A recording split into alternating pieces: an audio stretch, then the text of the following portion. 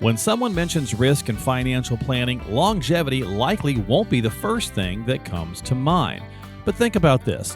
Previous generations only needed to plan for a 5 or 10-year retirement, but our life expectancy has increased by nearly a decade since the 70s.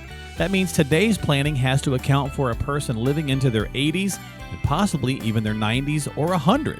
If your retirement plan isn't built to last 20 or 30 years, then you run the risk of running out of money if you're fortunate enough to live a long life. That's already been the biggest worry for retirees, and longevity just continues to add to the anxiety. Do you want to be faced with the possibility of having to return to work in order to supplement your retirement as you age? What about being forced to decide between necessary expenses because your budget has to be scaled back? These scenarios aren't that far-fetched if you don't have a proper plan in place.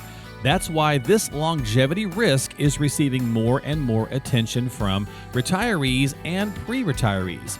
A long life is one to be celebrated and enjoyed, but don't let those extra years become a burden for you and your family. Longevity risk is the great multiplier. So make sure you're addressing this concern with your advisor.